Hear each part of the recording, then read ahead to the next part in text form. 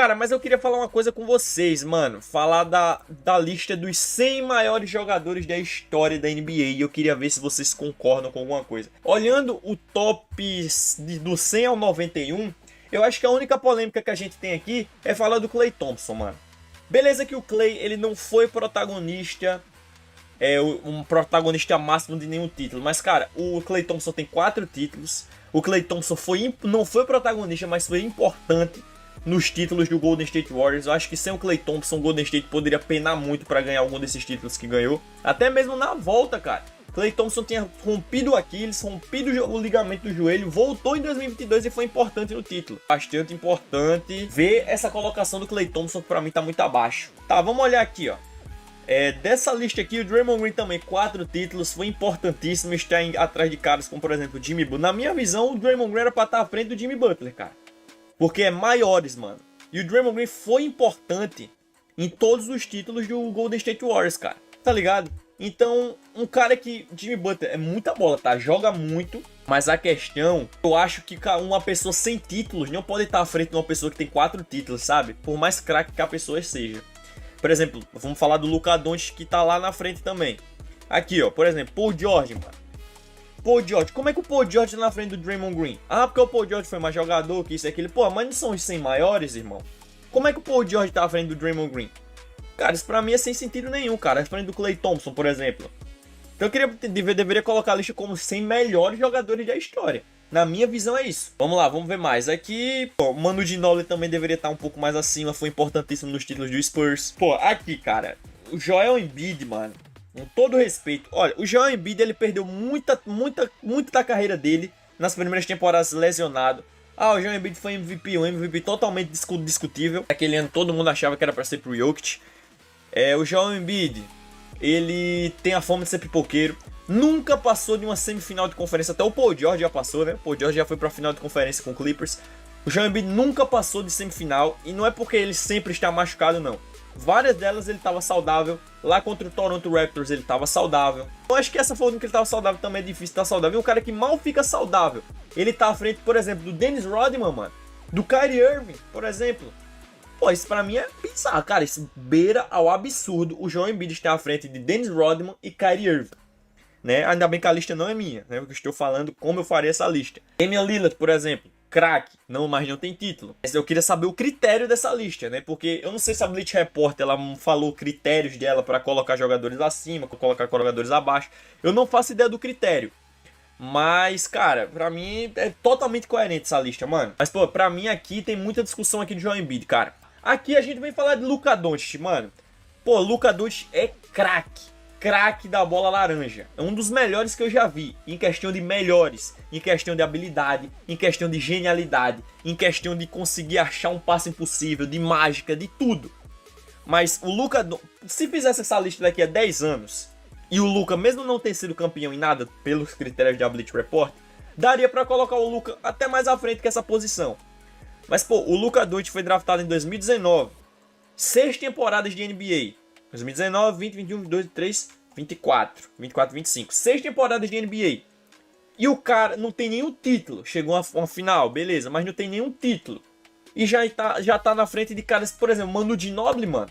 Cara, o Ginobili está atrás do Luka, pra mim, é bizarro, cara. Aqui, cara.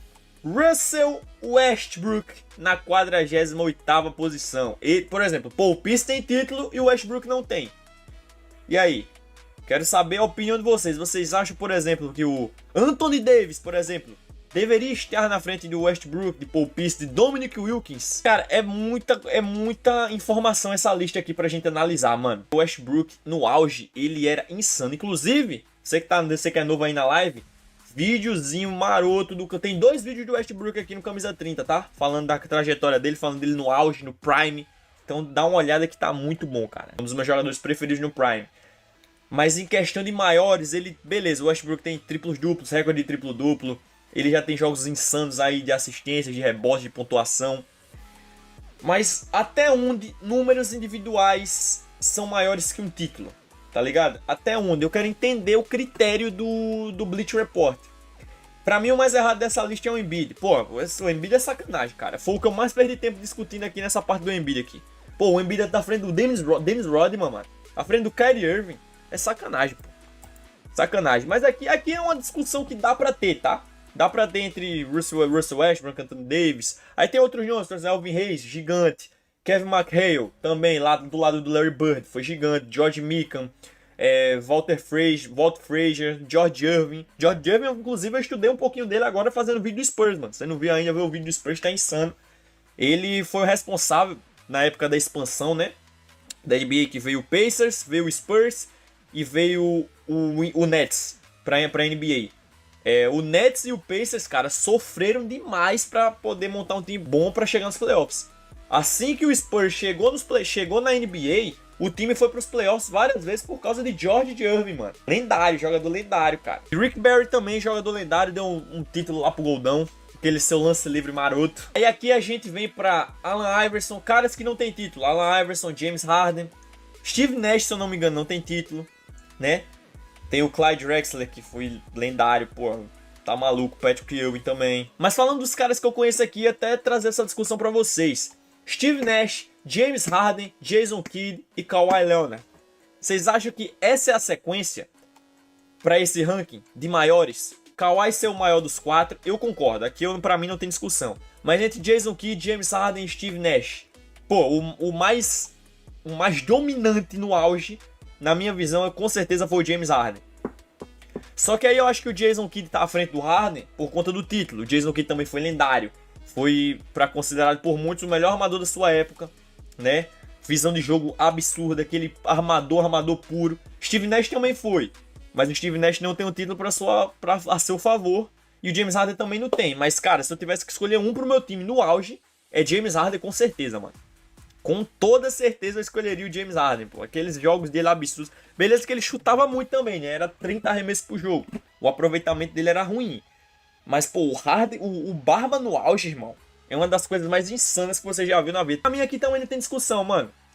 Eu ainda colocaria o Harden à frente do Kidd, pelo critério da Bleacher Report, né, que título não importa muito. Então, se for por jogador, pra mim, James Harden foi mais jogador que o Jason Kidd.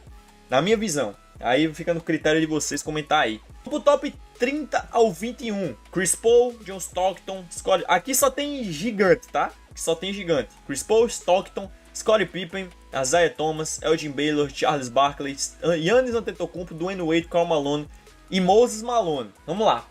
Chris Paul em 30º. Pronto, duelo de armadores. Chris Paul e John Stockton. Quem foi o melhor armador?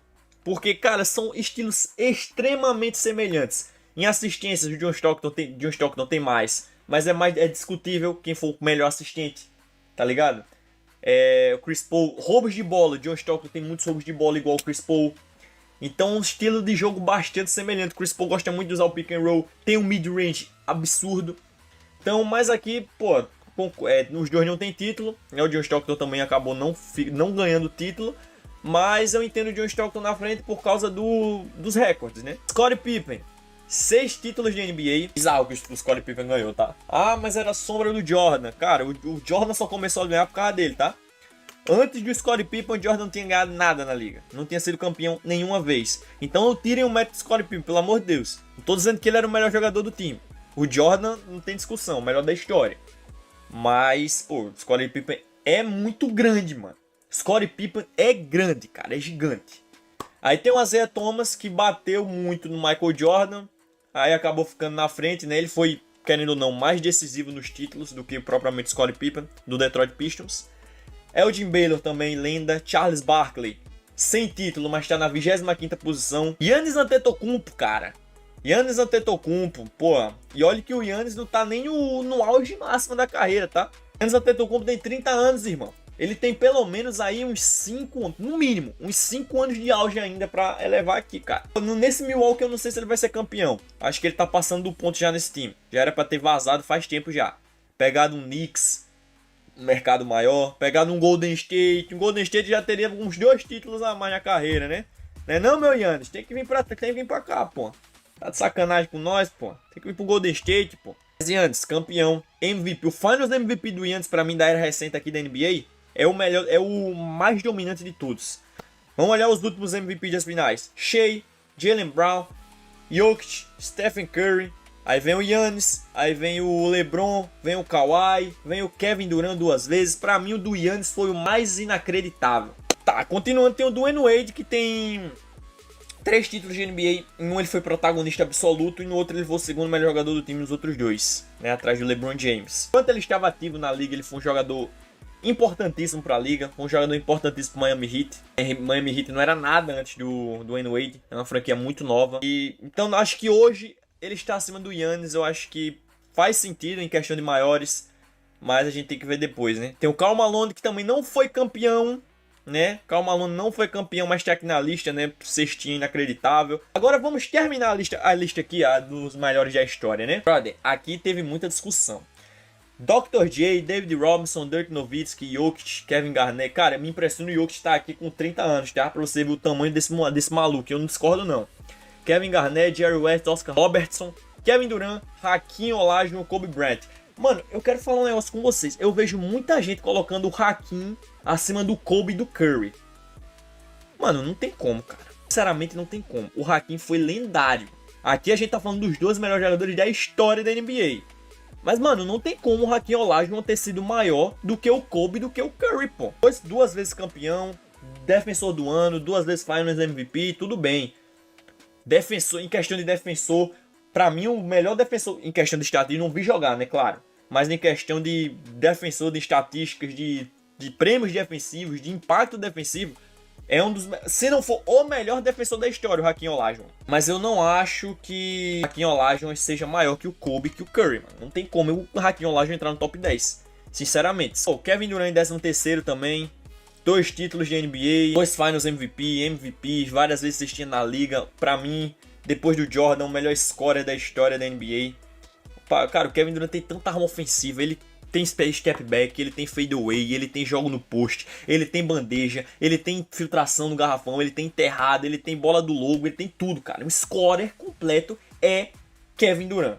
Então, pô, daqui essa colocação também tá boa. Oscar Robertson também, considerado para muitos um dos melhores armadores da história da NBA. Mas aqui tem Kobe Bryant, né, mano? Kobe Bryant na 11ª colocação. E aqui quebrou muita gente.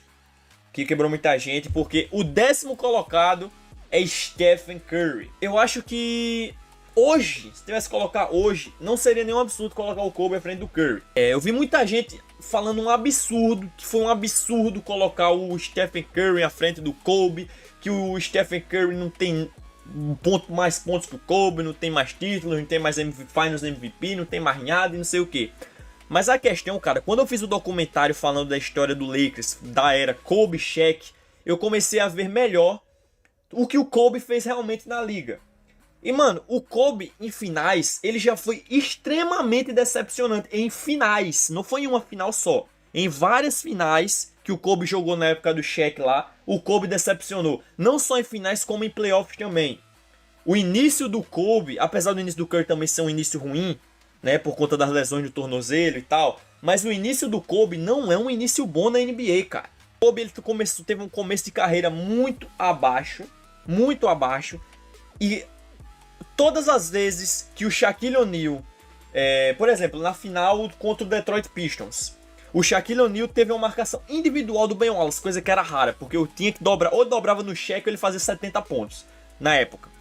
Mas quando o Ben Wallace não dobrou no Shaq, e aí o Kobe começou a ter uma marcação mais centrada, o Kobe, ele não fez mais do que 17 pontos em vários jogos. Teve um jogo que ele chutou 4 de 17 nas finais. 4 de 17 nas finais. Ou seja, na época que o Kobe jogava com o Shaq, o Kobe não era esse jogador todo que vocês pintam, mano. Ele era um ótimo jogador, não tô dizendo que estamos botando o Kobe, tacando o Kobe pra merda também. Tanto é que ele tá em 11º. Mas ele não era esse jogador absurdo. Depois que ele começou a individualizar seus números, que o Shaq foi pro Heat, o Kobe começou a voar. Ele fez um jogo de 81 pontos quando o Shaq saiu, começou a jogar pra caramba. O Stephen Curry, mano, ele teve, as finais que ele teve, todas as finais foram absurdas. Absurdas. A única final que o Curry foi mal foi em 2016. A gente tem que falar mal do Curry mesmo, porque aquela final, apesar de ter tido jogos bons, no jogo 7 ele foi muito mal. O Stephen Curry foi muito mal no jogo 7, o jogo decisivo. Muita gente vai dar uma desculpa que o Curry tava lesionado, cansou contra o Oklahoma e tal.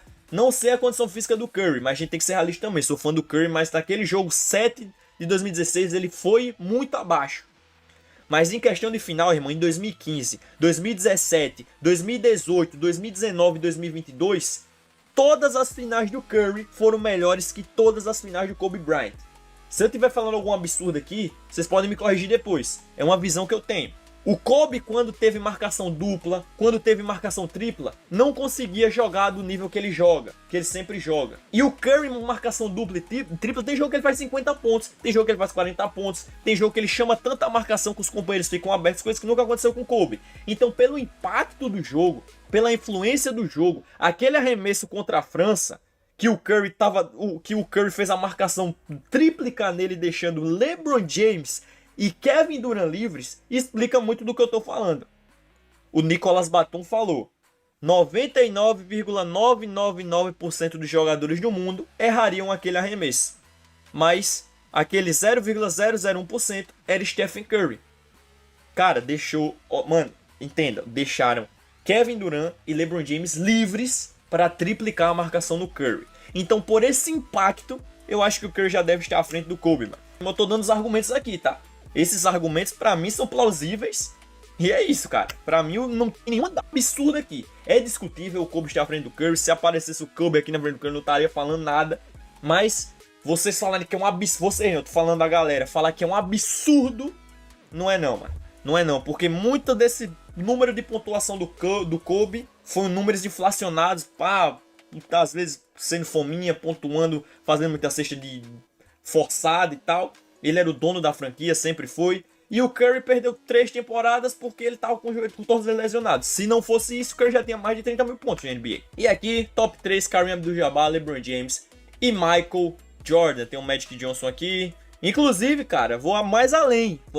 Pra mim, o Curry já superou o Magic Johnson em bola jogada, tá? Se vocês quiserem uma livezinha só sobre argumentos, ou então um vídeo completo com os meus argumentos do porquê o Curry. Tem argumentos pra caramba, né? Que a galera fala, o Magic Johnson jogou de pivô, não sei o que. Pô, eu tenho muito argumento pra falar disso aqui, né? Porque quando o cara é fanboy, o cara entende tudo, o cara estuda. E eu não tô falando isso baseado no achismo não, tá? Falei isso, eu peguei o League Pass por um mês grátis. Eu vi vários jogos do Magic Johnson, então não tô falando isso de leigo não. Não falei isso de leigo.